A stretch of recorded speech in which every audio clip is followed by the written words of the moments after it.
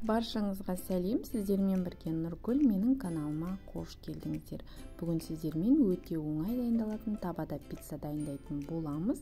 Ол өте дәмді, жұмсақ, ең бастысы оңай әрі тез дайын болады. Міндетті түрде видеоны соңына дейін қарап, бірге жасап көрсеңіздер болады. Бізге қажетті заттар: 2 жұмыртқа, 4 ас қасық қаймақ, пайызы маңызды емес, және 4 ас қасық майонез. Жарты шай қасық тұз салып, барлығы біркелкі болғанша жақсылап араластырып аламыз. Достар, менің каналымда пеште пісетін пиццаның қамыры және соусын дайындаудың видеолары бар. Міндетті түрде каналыма кіріп, сол жерден қарап, жасап көрсеңіздер болады.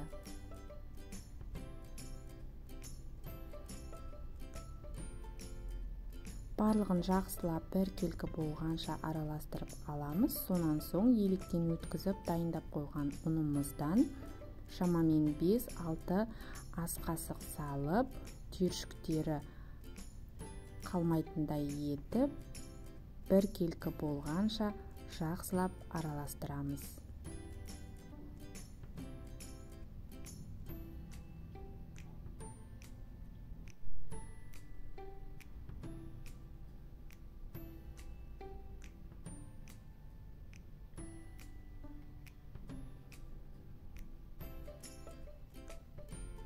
Міне бізде осындай масса дайын болды. Енді пиццамыздың салмасын дайындайтын боламыз. Ол үшін мен шұжықты пайдаландым. Егер сіздер қаласаңыздар, қызанақты және тұздалған қияр пайдаланып жасасаңыздар да болады. Шұжықпен жасасаңыздар да өте дәмді шығады. Міндетті түрде осы рецептпен жасап көріңіздер. Шұжықты тура видеодағыдай етіп, майдалап, текшелеп турап аламыз. Сонан соң сырымызды үкіштен өткізіп дайындап қоямыз. Менде пиццаға арналған моцарелла сыры. Ал енді табамызға, қызып тұрған табаға 2 ас қасықтай май құйып, дайындап қойған массамызды жайып салып аламыз. Барлық жеріне бір тегіс етіп жайып шығамыз. Менің табамның диаметрі 22 см.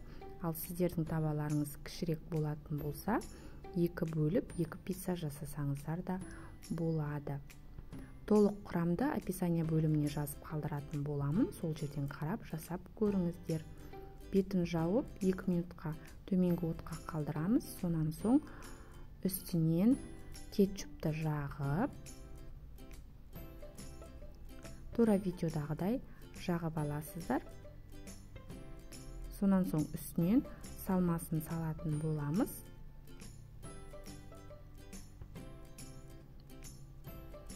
Барлық жеріне бірдей етіп, шұжықтарымызды жайғастырамыз.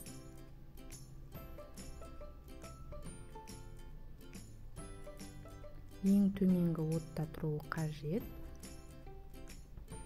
Сонан соң үкіштен өткізіп дайындап қойған сырымызды салып,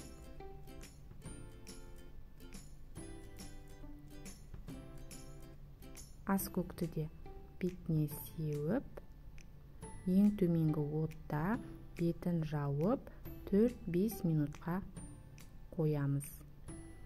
Осымен біздің пиццамыз дайын болды. Небәрі 5-6 минут уақыттарыңыз кетеді. Өте дәмді, жұмсақ пицца болады.